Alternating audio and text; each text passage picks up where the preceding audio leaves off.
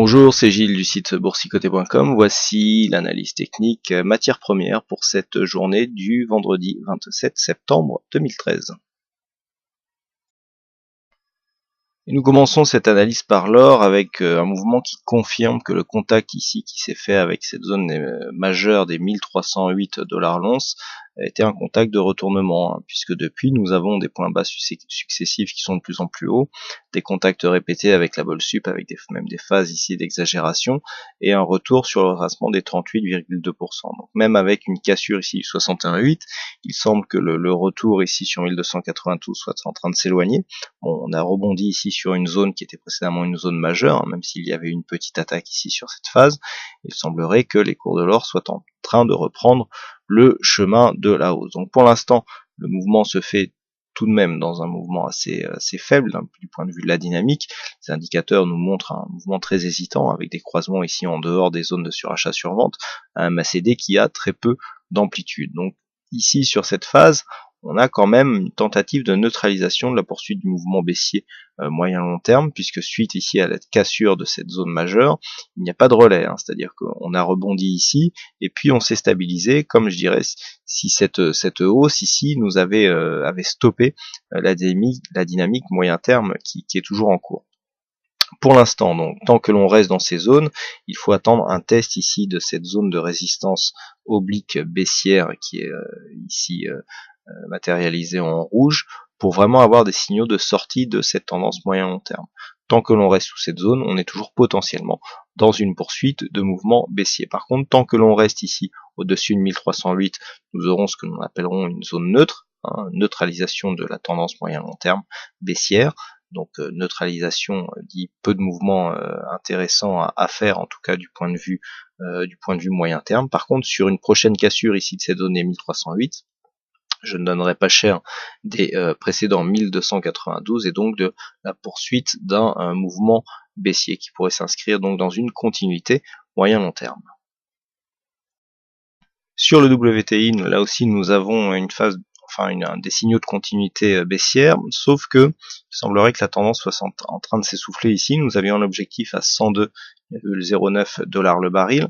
Il y a eu plusieurs contacts ici qui se sont faits juste au-dessus de cette zone, dans la zone des 102,20, mais il n'y a plus de progression dans cette phase baissière. Là on était bien dans une zone qui évoluait sous la moyenne mobile 20 exponentielle. La moyenne mobile ici a été attaquée, on a eu un quasi-contact sur la bande de Bollinger supérieure avant un retour ici sous la zone des 103,28.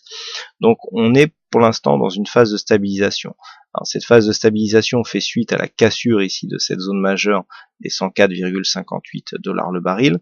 On est dans une poursuite de mouvement, l'objectif normalement se situait aux alentours des 100,85. Peut-être allons-nous avoir ici un pullback sur cette zone des 104,58. Alors les indicateurs sont assez partagés, on est très hésitant sur les oscillateurs et le MACD nous donne peu d'indications. Donc là, il va falloir quasiment naviguer à vue. Donc a priori, c'est cette zone des 102,20 qui fait office de support. Donc tant qu'elle reste support, eh bien, nous pouvons considérer qu'on peut jouer ici un pullback sur la zone des 104,50. Par contre, sur une cassure ici de cette zone des 102,20, on validera donc un contact avec la zone des 102,09, puis un retour sur la zone des 100,85 $ le baril.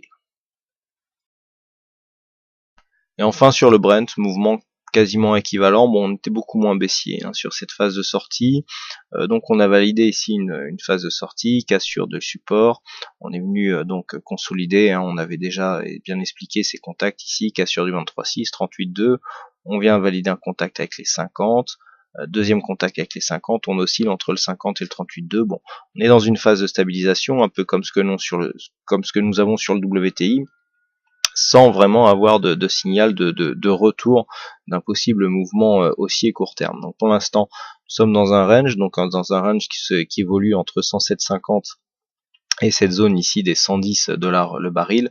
Là aussi, c'est une sortie sur cassure de l'une ou de l'autre de ces deux zones qui nous donnera un signal directionnel fort. Donc une cassure des 110 $ le baril signerait un possible retour ici sur la zone des 115 et une cassure ici des 107,72 alors nous ferait rentrer dans une zone de test puisque nous serions ici dans la zone des 50,61,8 de la précédente phase de hausse du point de vue des retracements de Fibonacci avec un rebond possible ici sur la zone des 106,60 $. Je rappelle qu'une cassure ici des 106 pourrait nous faire craindre un retour vers les 100 $ le baril. Voilà ce que nous pouvons dire donc sur l'analyse technique de ces principales matières premières. Il ne me reste plus qu'à vous souhaiter à toutes et à tous une bonne soirée, bonne chance dans vos prochains trades et on se retrouve donc dès la semaine prochaine pour d'autres analyses techniques en vidéo. Bonsoir à tous et bon week-end.